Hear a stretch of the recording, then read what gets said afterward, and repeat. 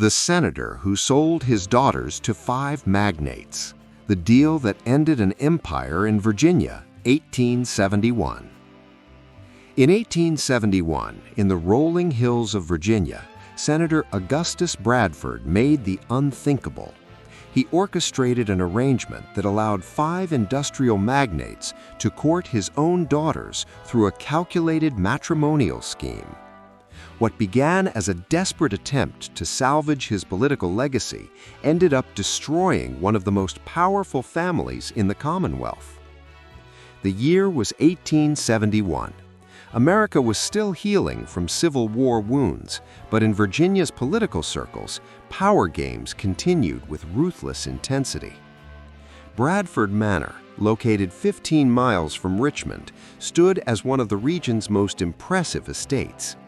Its tobacco fields stretched across the valley, and its coal mining operations still produced enough wealth to maintain the grandeur of the main house. Senator Augustus Bradford, at 52 years old, commanded respect throughout Virginia's political establishment. Descended from colonial-era landowners, he had built his influence through 3 generations of careful political maneuvering and strategic business ventures. His estate employed over 200 workers, divided between the mines, tobacco fields, and household operations. His wife, Eleanor Bradford, 15 years his junior, was considered one of Richmond's most refined ladies. At 35, she maintained the elegance and composure expected of a senator's wife. Educated at a prestigious Boston finishing school, she spoke French fluently and played piano with remarkable skill. Their marriage had been arranged in 1856, uniting 2 prominent families. The Bradfords had 5 daughters, but no sons. This absence of male heirs represented more than personal disappointment. It threatened the extinction of a political dynasty. In 19th century American society, without sons to carry forward the family name and political connections, the senator's considerable influence would dissolve upon his death. Margaret, 23, was the eldest daughter, intelligent and outspoken with her father's strategic mind. Catherine, 21, possessed remarkable business acumen and understood finance better than most men in Richmond. Elizabeth, 19, had inherited her mother's social graces and could navigate any political gathering with ease. Sarah, 17, showed artistic talent that had garnered attention in Richmond's cultural circles. Young Anne, just 15, demonstrated a fierce independence that both worried and impressed her father. The pressure mounted as Senator Bradford watched his political influence wane. Without male heirs to groom for political office, his carefully constructed network of alliances would crumble. Younger politicians were already positioning themselves to fill the vacuum his eventual retirement would create. It was in December 1870 that everything began to change. The senator received a letter from his colleague in Boston discussing unconventional solutions that other political families had employed to maintain their influence. What was written in that correspondence would plant the seed for the most controversial decision of his life.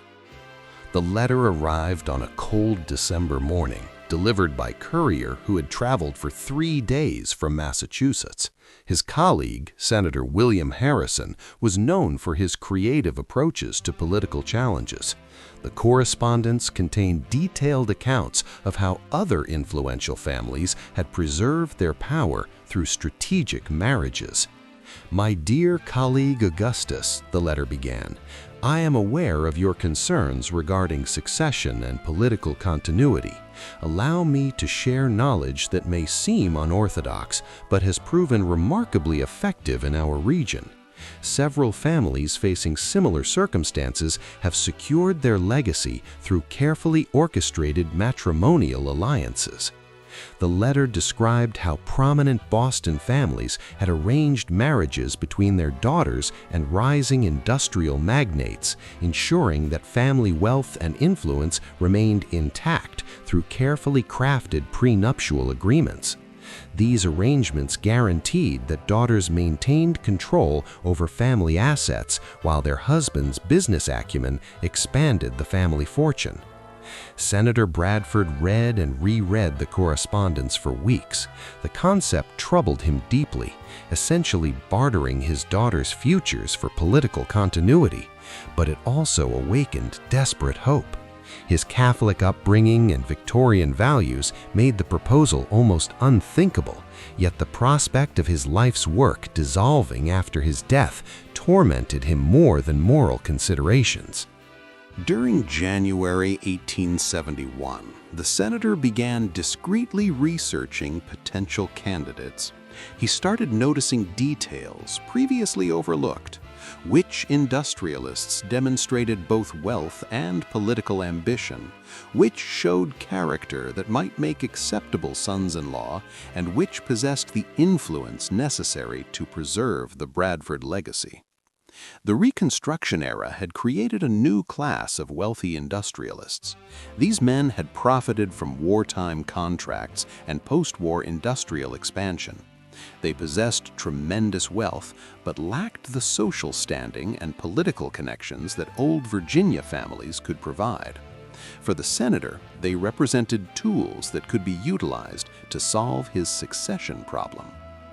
Eleanor Bradford noticed changes in her husband's behavior.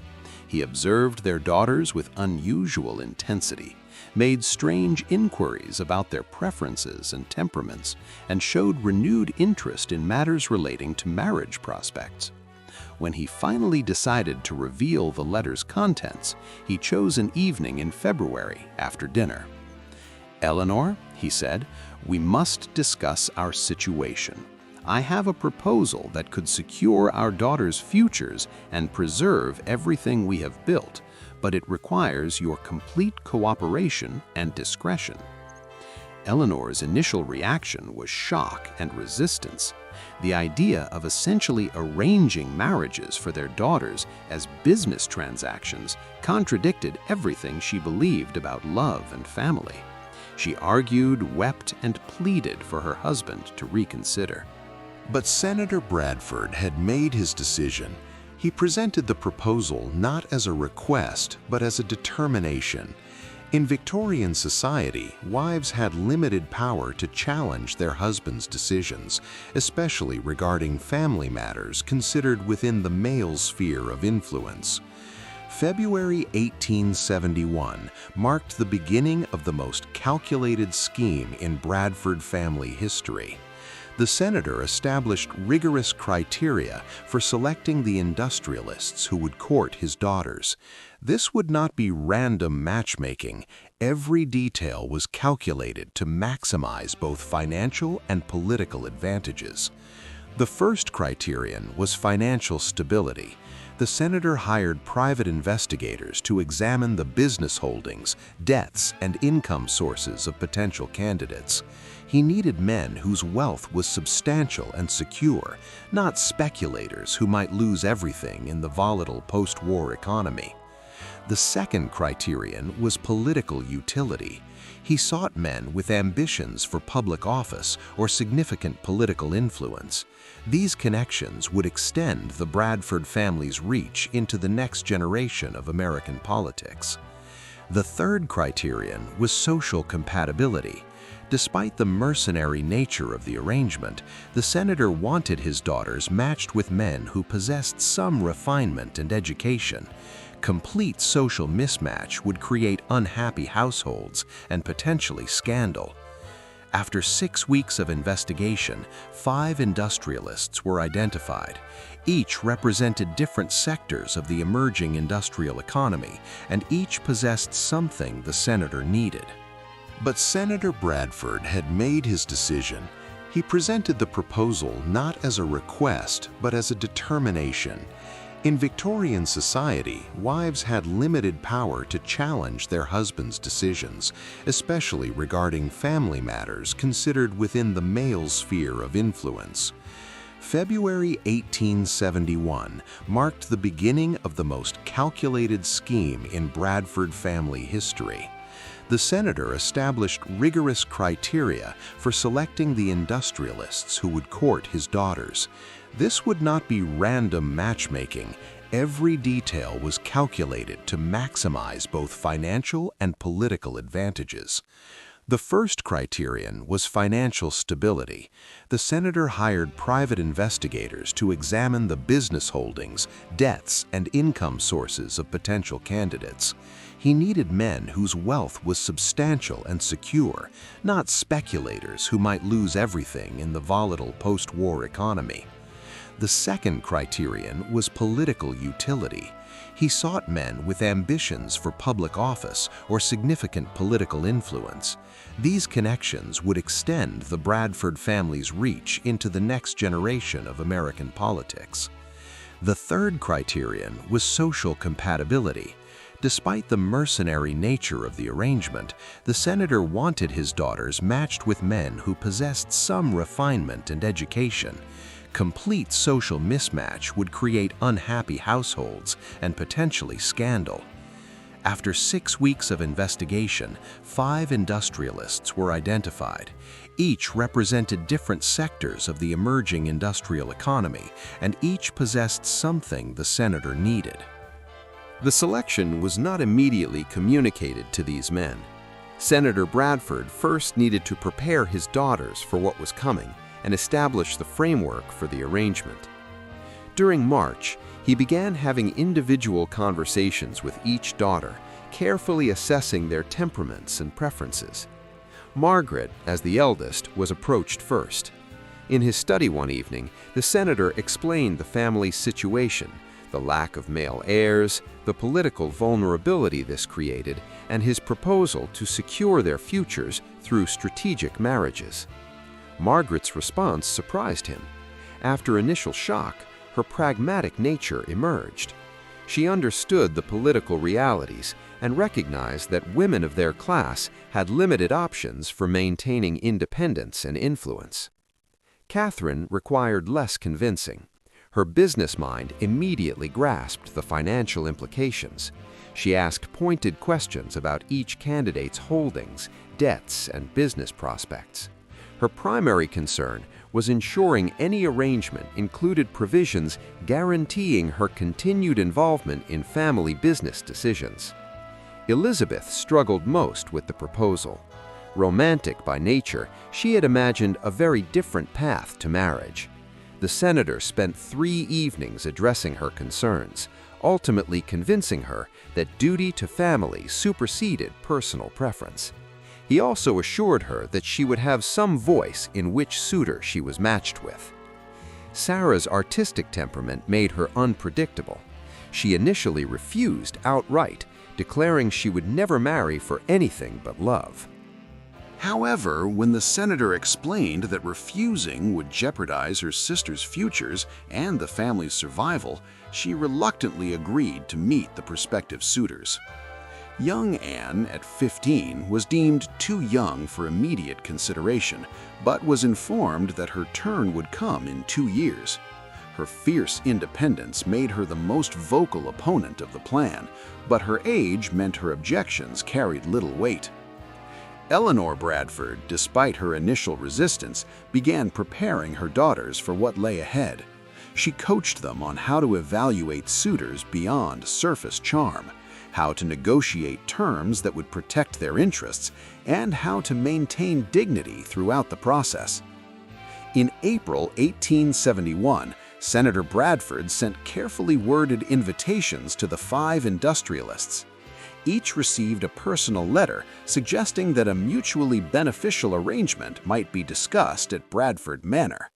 The language was deliberately vague, allowing the senator to gauge each man's interest before revealing details. All 5 accepted the invitations. They arrived at Bradford Manor over the course of 2 weeks, each believing he was being considered for a unique political and business alliance. None initially understood that they were effectively competing for the senator's daughters. Jonathan Pierce arrived first, traveling by his own railroad. He was direct and confident, accustomed to getting what he wanted through a combination of wealth and intimidation. Henry Blackwood came next, bringing gifts that revealed both his wealth and his loneliness, expensive jewelry that clearly had been intended for his late wife. His grief was genuine, making him perhaps the most sympathetic of the candidates. Charles Montgomery traveled from Pittsburgh with an entourage that included business associates and personal servants. His arrival was designed to impress, demonstrating the scope of his industrial empire. Thomas Whitfield arrived with less fanfare but considerable Southern charm. He understood Virginia society better than the others and knew how to navigate its social complexities. Robert Ashford came last, having deliberately delayed to observe how the others were received. His calculating nature meant he wanted maximum information before committing to anything. The senator hosted a grand dinner in late April, where all 5 industrialists met the Bradford daughters for the first time. The evening was orchestrated like a theatrical performance, with each participant playing carefully scripted roles. Margaret immediately gravitated toward Charles Montgomery, appreciating his education and genuine interest in her political insights.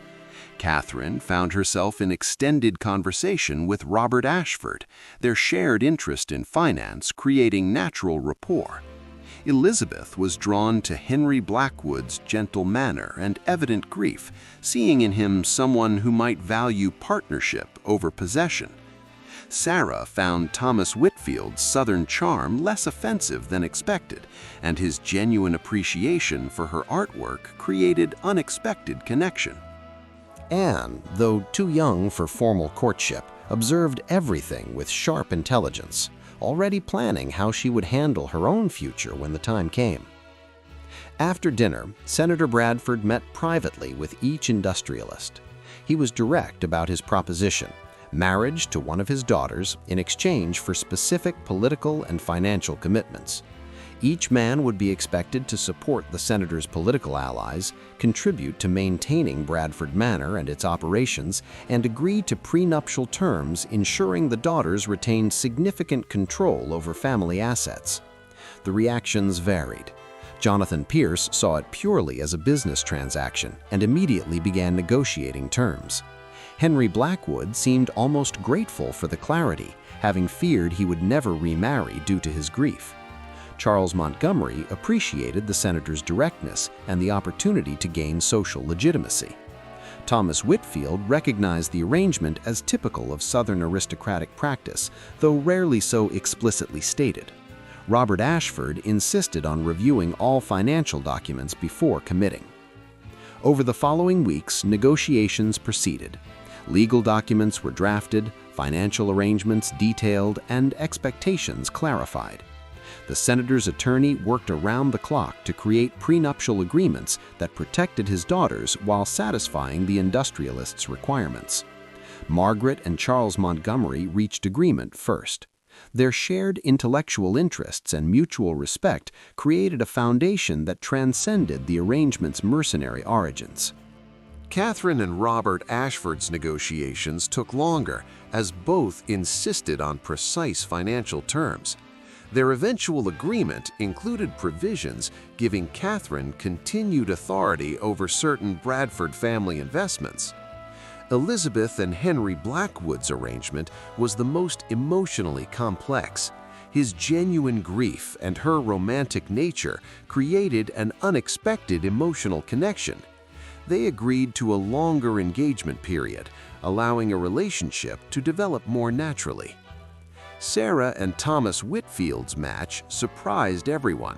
His appreciation for her art and his willingness to support her creative pursuits convinced her that marriage to him might not completely extinguish her independence. Jonathan Pierce, finding himself the odd man out, initially reacted with anger.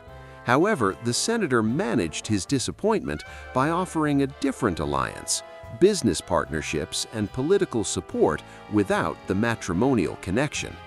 Pierce accepted, recognizing that Bradford family's political connections remained valuable even without marriage. The arrangements were announced in June 1871 at a grand reception at Bradford Manor. Richmond society was stunned by the simultaneous engagement of 4 Bradford daughters to prominent industrialists. Gossip immediately began circulating about the nature of these convenient arrangements. Senator Bradford had anticipated social scrutiny and prepared carefully. He emphasized each couple's genuine compatibility and the natural alignment of family and business interests. Most of Virginia's elite accepted the official narrative, though private conversations revealed widespread understanding of the arrangement's true nature. The weddings were scheduled throughout late 1871 and early 1872. Each ceremony was elaborate, designed to demonstrate the Bradford family's continued social prominence. Margaret married Charles Montgomery in September 1871 in Richmond's largest church. Catherine wed Robert Ashford in November in a ceremony that doubled as a business networking event. Elizabeth and Henry Blackwood married in January 1872 in a smaller, more intimate ceremony reflecting their more genuine emotional connection. Sarah and Thomas Whitfield's wedding in March 1872 was the most artistic of all, with Sarah designing many decorative elements herself. The ceremony reflected the compromise they had reached, traditional in structure but creative in execution. For a brief period, Senator Bradford's plan appeared successful. His daughters were married to wealthy, influential men. The family's financial position was secured through carefully drafted agreements. Political connections expanded as his sons-in-law entered public life. Bradford Manor remained the center of Virginia political society. However, the human cost of the senator's scheme was becoming evident. Eleanor Bradford, who had reluctantly supported her husband's plan, grew increasingly melancholic. Watching her daughters navigate marriages born from calculation rather than affection weighed heavily on her conscience.